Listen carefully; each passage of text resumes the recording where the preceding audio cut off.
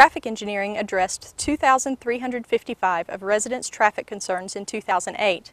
1,545 traffic signs were installed and 45 miles of roads were striped. Scott Puckett talks to us about how his department serves Hall County residents. Well, thank you for being here, Scott. Good to be here. We appreciate it. Tell me what traffic engineering is all about. Well, traffic engineering involves the design, installation, and maintenance of traffic control devices. And traffic control devices encompass a large number of things, from traffic signs that we see every day, to guardrails, which we may not pay much attention to the road striping and signals. So you decide where the traffic signals and road striping needs to go? Yes. Okay.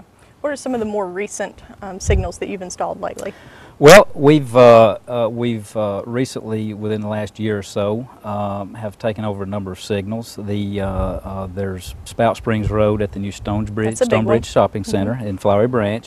There's also another one related to that, which is on Hog Mountain Road at the other access point to the Stonebridge Shopping Center. Now, those were actually funded by the developer. However, we maintain those. We oversaw the installation of them and inspected them, and now we maintain and operate those. We've got several others that McEver Road at H.F. Reed, Oakwood actually funded that, installed that. However, we operate and maintain it. They just do not have the resources to do so. So we do that since we do the other signals on McEver Road. Right. We've got one that was installed as part of the Exit 16 project, actually over on Thurman Tanner Parkway at Frontage Road. That one is ours, so we do that. In addition to the new signal locations, we've just recently upgraded 6 other intersections with new equipment. We're still working on that. It's about completed. So most of the signals that we as the county maintain 100% actually have new equipment. When you install a new signal, do you have sort of an introductory period to get people used to the new signal?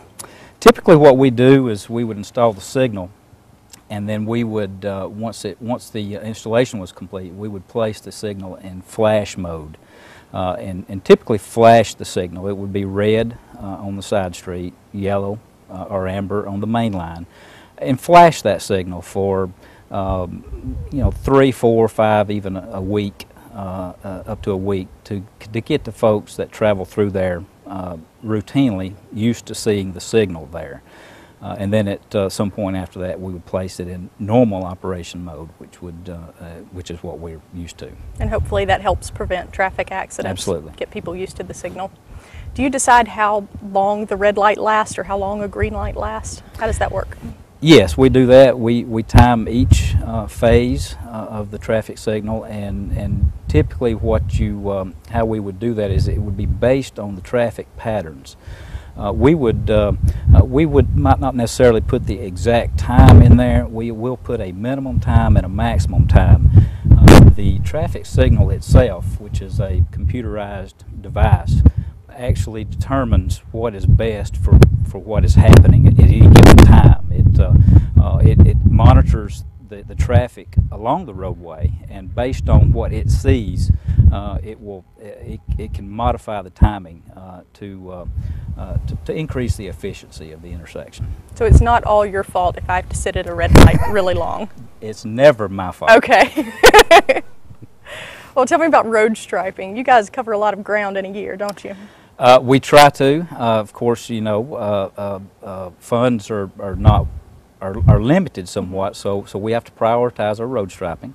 But we're currently in the middle of a road striping project, which involves road striping and what we call RPMs, or raised pavement marker installation. So some roads will get that. The heavier traveled and wider roads may have, in addition to the striping, have the RPMs. We're kind of in the middle of that right now. I think we have, up to this point, we have probably installed 100 stripe miles, and a stripe mile is a single stripe for 1 mile. So, for example, if a road is 1 mile in length and it gets a double yellow center and 2 edge lines, that would be 4 stripe miles. But we've done probably about 100 right now. We anticipate doing at least another 100 before this fiscal year's out. Well, hopefully this gives our viewers a better idea of how traffic flows in Hall County. Thanks for being here, Scott. I appreciate it. It's been my pleasure. Thank you.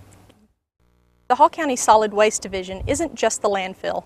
This division is responsible for cleanup efforts all over the county. They run the compactor sites, keep dead animals from diverting traffic, and clear the roadsides of debris like tires. Kerry Lawler explains exactly how his division keeps Hall County clean. Well, hey, Kerry, thanks for talking junk with us today. Well, thank you. It's a privilege. Tell me about the solid waste department. Well, our job is to support the disposal of solid waste within the county. That includes our 13 compactor sites that are located throughout the county for our residents to use for household garbage, as well as our landfill, which is located on Candler Road off Oak Brook Drive, where we actually take, we serve customers within the county, residents and businesses as well, and dispose of their trash. What can I bring to the compactor site? Household garbage, mainly. Everything has to be contained in a bag. Items you can recycle at those sites, and we have, at any given time, 52 compactor site attendants that actually assist at those sites, and they're there to help you if you've got any questions or anything like that. They can help you out in both disposing of your waste and what can and cannot be disposed of, as well as help you with your recycling. Figure out how to sort my glass and my plastic. Absolutely. And all that. Okay. Absolutely. All right, what can't I bring to the compactor site? Anything that will not go in or not be considered as household garbage. Okay. So in my garage, I have this really old, big, pink upholstered chair that I'm dying to get rid of.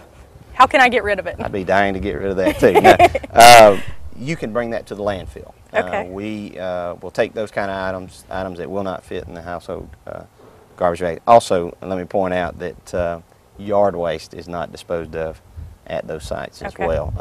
And actually, we do not take those at the landfill, but we do have avenues if residents or have questions. We do have landfills locally that we can send them to. But specifically your chair, it can actually come to the landfill, and what happens when you get to the landfill, we have an inbound scale. You'll come in, we'll weigh you, and allow you to go and dump either on the working face if you're a larger commercial type, or we have a transfer station where you kind of get out of the elements, out of the rain, out of the mud, and it's kind of nice, a nice convenience to our customers in lighter commercial vehicles. And we'll dump it on the floor and weigh out, and we'll charge you the difference of the weight. $5 minimum. Anything under 250 pounds, anything above that's prorated on a $40 per ton tipping fee. Okay, so I could get rid of my chair for $5. Absolutely, as long as it doesn't weigh 251 pounds. I hope not. We're not going to move it if it does. Well, what else did solid waste cover? Well, as we talked about the sites, we also deal with illegal dumps and items if we have a deceased animal on the road that a resident wants to call us on, we'll pick those up as well. Okay. Also, at the landfill, our farmers have an agreement within the county that livestock such as cows and horses and of that nature can be brought to the landfill and disposed of for free. It is very interesting, but I think it's a good service. Definitely. Provided Hall County's history.